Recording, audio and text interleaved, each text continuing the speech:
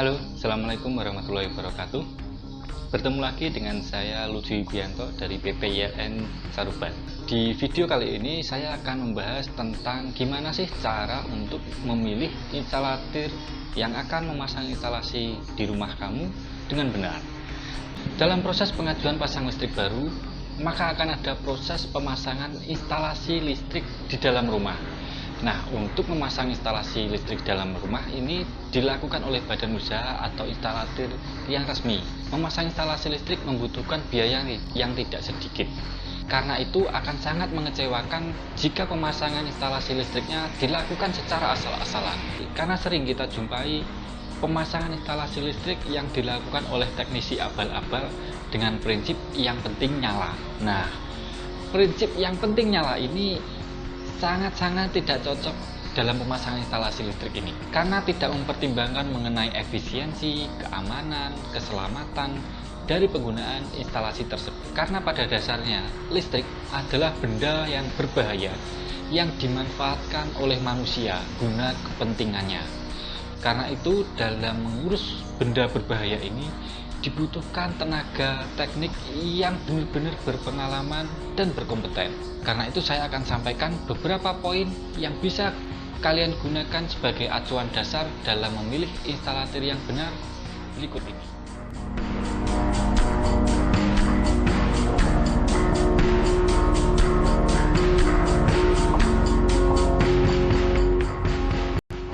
Kalian bisa tanyakan kepada instalatir tersebut apakah sudah bergabung atau terafiliasi kepada badan usaha yang resmi, PT atau CV. Kenapa harus tergabung pada PT atau CV? Karena untuk menjadi bagian dari badan usaha ini, seorang teknisi listrik minimal wajib memiliki sertifikat kompetensi guna membuktikan bahwa mereka benar-benar mampu mengerjakan instalasi listrik tersebut. Nah, mungkin ada yang bertanya, kan sertifikat kompetensi bukan jaminan bahwa teknisi listrik tersebut benar-benar handal. Memang benar, sertifikat kompetensi bukan jaminan bahwa teknisi tersebut benar-benar handal. Saya sendiri mengenal dan bertemu banyak sekali teknisi-teknisi handal dan profesional, tapi mereka tidak memiliki sertifikat kompetensi. Itu bukanlah hal yang masalah. Tapi yang saya sampaikan di sini adalah pemasangan instalasi listrik dalam proses pengajuan pasang listrik baru.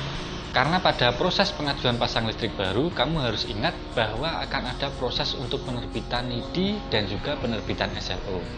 Pengurusan untuk NIDI dan juga SLO ini akan lebih mudah jika kamu memilih instalatir yang benar-benar berasal dari PT atau CV. Karena mereka benar-benar terdaftar secara resmi dan hanya mereka lah yang bisa untuk mengurus NIDI dan juga SLO-nya. Jika kamu memilih instalatir yang tidak terdaftar pada PT atau CV, maka dikhawatirkan kamu akan mengeluarkan uang dua kali. Karena untuk membiayai instalatir yang tidak resmi tadi dan juga untuk membiayai instalatir yang resmi guna kepengurusan NIDI dan SLO. Jadi sangat saya sarankan untuk memilih instalatir atau badan usaha yang benar-benar resmi dan terdaftar di DJK.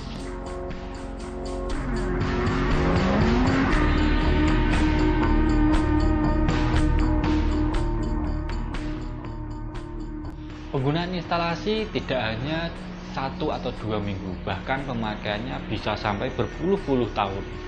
Nah, guna mendapatkan usia lama pakai yang begitu lama, seorang teknisi handal tidak akan memilih material-material berkualitas rendah. Mereka akan memilih kabel dengan kualitas yang baik, mereka akan memilih pipa yang kuat, dan mereka akan memilih pembumian yang sangat-sangat baik. Karena mereka memahami betul bahwa pemasangan instalasi listrik tidak bisa dilakukan secara asal-asalan dan yang penting nyala. Karena mereka juga harus mempertimbangkan mengenai efisiensi, kerapian, keamanan, dan keselamatan dari pengguna listrik tersebut. Dan hal ini tidak akan kalian dapatkan jika pemasangan instalasi listrik kalian menggunakan material-material yang berkualitas rendah. Jadi sebelum proses pemasangan instalasi listrik dilakukan, sebaiknya kalian menanyakan merek-merek apa saja yang akan dipasang di instalasi kalian. Jika yang digunakan adalah merek-merek dengan berkualitas yang baik, maka kalian bisa melanjutkan pemasangan instalasi listrik ini. Tidak masalah jika kalian melakukan pembayaran yang lebih tinggi, asal kalian mendapatkan pemasangan instalasi yang lebih baik dan juga material dengan kualitas yang bagus. Yang jadi masalah adalah kalian membayar, tapi kalian mendapatkan pemasangan instalasi yang asal-asalan dan kualitas yang kalian dapatkan sangat-sangat rendah.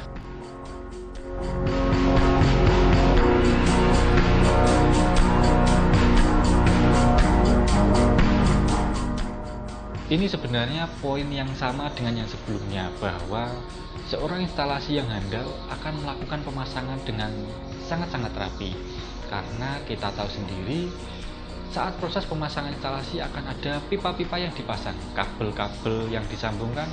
Nah, jika tidak ditangani dengan rapi, maka tentu saja pemasangan ini akan mengganggu pemandangan mata dan juga akan merusak nilai estetik dari bangunan kamu. Seorang instalatir yang handal akan berusaha untuk menyembunyikan jalur-jalur pipa ini, namun masih dalam tahap jangkauan karena sewaktu-waktu membutuhkan perbaikan akan dengan mudah untuk ditangani.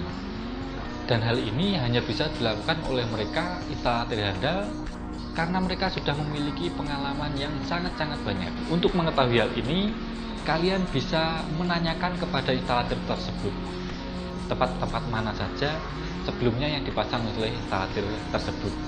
Kalian bisa mendatangi tempat ini tentunya dengan seizin pemilik bangunan. Nah, dari pemasangan-pemasangan yang sudah dipasang oleh instalatir ini, kalian bisa menilai bagaimana pemasangannya, apakah rapi atau tidak.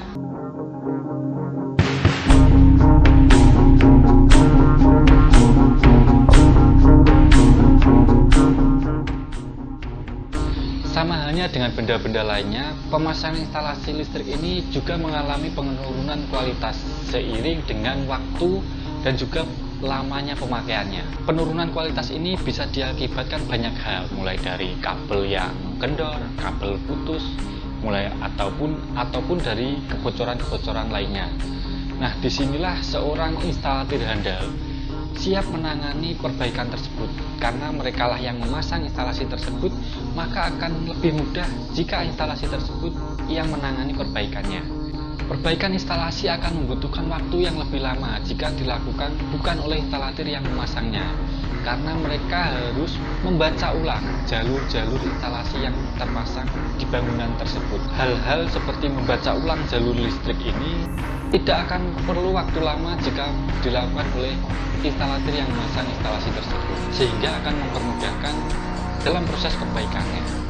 Karena itu, jangan sampai kalian memilih instalatir secara asal-asalan.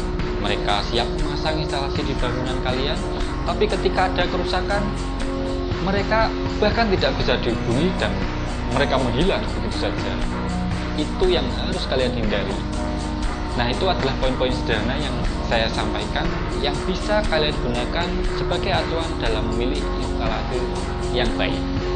Ingat selalu bahwa tidak masalah jika kalian membayar dengan harga yang lebih tinggi, tapi kalian mendapatkan instalasi dengan pemasangan yang baik dan juga kualitas material yang baik.